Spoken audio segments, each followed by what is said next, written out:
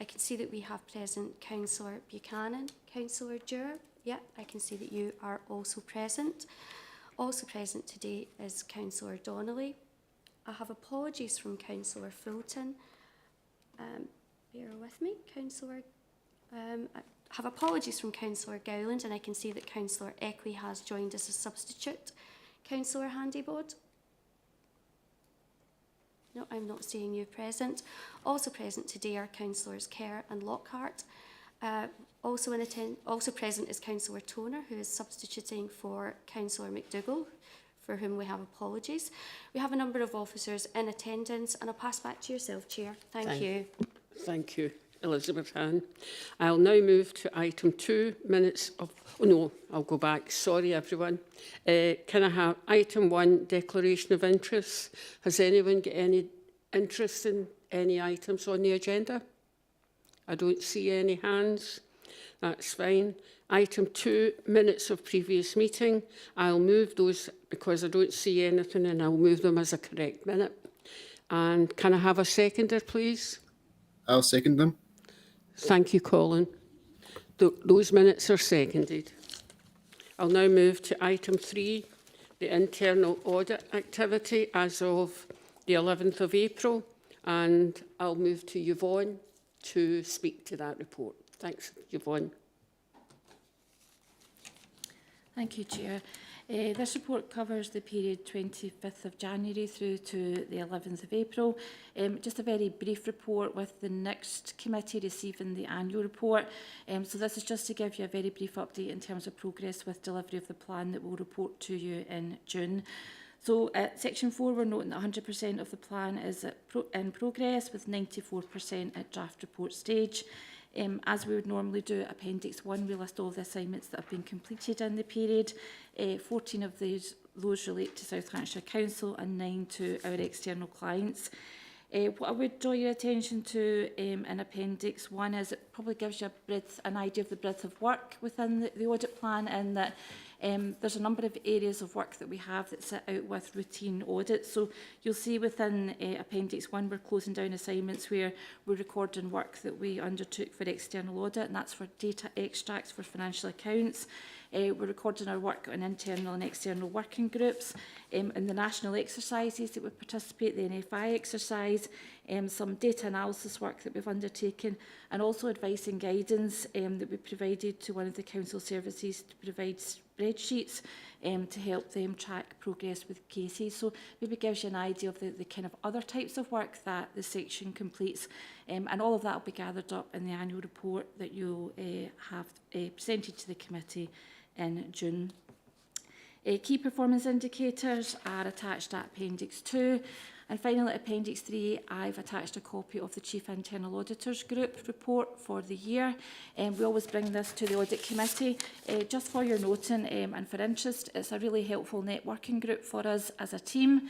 It provides support around topical issues, and it's been really helpful around the global internal audit standards to be able to share some information across authorities in terms of how we respond to that. We have our conference in June of this year, which is a 2-day conference again, which is really useful. We tend to have themes for the day, and there's some really useful learning and opportunities there for us to network with colleagues. So that's the main contents within this report. I'm asking you to note progress, and as usual, I'm happy to take any questions. Thank you, Chair. Thank you, Yvonne. Is there any questions to Yvonne on that report? I don't see any questions. I'd just like to echo your points on the fact sharing. I think that is excellent to do that and get sharing ideas from other councils. That's excellent. Thanks, Yvonne. I'll move the report. Can I have a seconder, please? I'll second it, Mary. Thank you, Colin. So I'm asking the committee to note that report. Thank you. I'll now move on to item 4, and I'm asking Lorraine O'Hagan to speak to that report. Lorraine. Thanks, Chair. Good morning, committee. Excuse me. This paper 4 then is a summary of the Audit Scotland report titled Financial Bulletin 2023-24, which they published earlier this year. The focus is on 3 main areas. It looks at council funding and budget, financial performance and financial position and outlook. We've covered each of these in sections 4 and 5, and we've got some comments from the council's perspective where we thought it was giving you a bit more context and a kind of more personal view from our perspective as a council. So section 4.1 then extracts the key messages from the section of the report covering council funding and budgets. It highlights the high percentage of council funding that comes from Scottish Government, but it also notes how that some elements of that is ring-fenced or directed funding that councils have to work within that.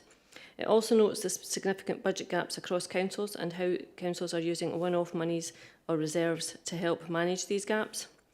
Section 5.1 picks up on financial performance of councils, and the focus here is on how fee income is still below pre-pandemic levels, how councils managed to remain within their budgets despite that lower income, and also it talks about how capital spend was lower than budgeted in that year. This section also notes the capital plans that councils have in place. From South Lanarkshire's perspective, the Audit Scotland report had initially mentioned us specifically noting that we only had 1 year of a capital programme in place. However, after a bit of discussion with them, they've changed the wording in the report to acknowledge the longer term strategy that we do have in place and the fact that we set our programme proper each year following the 1 year settlement from the government. And that allows us to set a realistic budget that we think is achievable each financial year, and you'll see that wording coming through in our June reports when we set the budget as we move into the new financial year. Part 3 of the report is covered in section 5.2, and that's about financial position and outlook. This section is noting that councils use reserve monies more now than before the pandemic. The council's own reserves policy is noted in section H for reference, and it details the element of our reserves that is truly uncommitted in section J. Section M goes on to note that while councils have medium-term plans in place, progress must be made on transformation and reform and allow us to meet the financial challenges ahead. And that's a recurring theme in the Audit Scotland reports of late. And it's obviously something that we are keen on progressing ourselves with our transformation review programme. So that ties in very nicely to the Audit Scotland messages.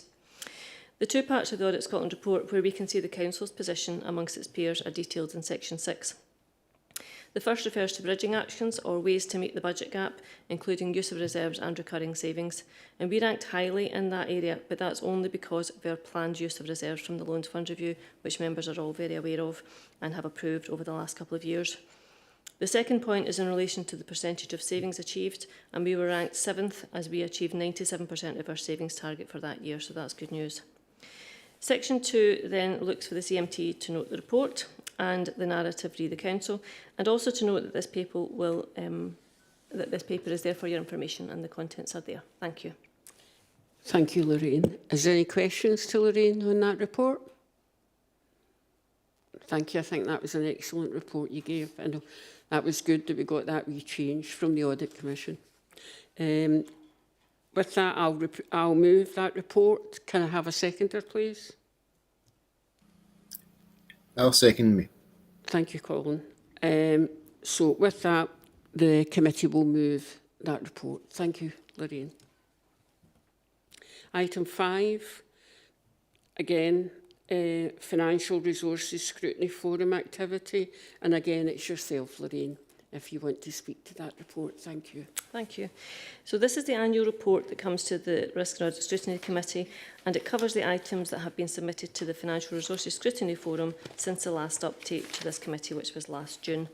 The table attached to Appendix 1 notes the report submitted to the Financial Resources Scrutiny Forum during the period August 24 to March 25. And it notes the main areas of responsibility, and it covers the fact that we report in detail to the Scrutiny Forum the Council's revenue budgets and capital budgets for both the Housing Revenue Account and the General Fund. And these reports fall off the back of the Executive Committee reports, but are in a little bit more detail to allow the members at the forum to provide their scrutiny role and to carry that role out. The meeting on the 15th of August 2024 was the first of the new financial year, and it also covered the closing position of the old year 23-24, so that's why there's a bit more detail in that one. And if I can refer members back to the recommendation in section 2, that the summary of reports considered by the Financial Resources Scrutiny Forum for the period August 24 to March 25, as detailed in Appendix 1, be noted. Thank you. Thank you, Lorraine. Any questions to Lorraine on that report? I don't see any hands up. So I will move that report, and can I have a seconder, please? I'll second it. Thank you, Colin. And with that, that report will be moved. Thank you. I go to item 6, which is the forward programme for future meetings, and I go to Elizabeth Ann for that. Thank you, Elizabeth Ann.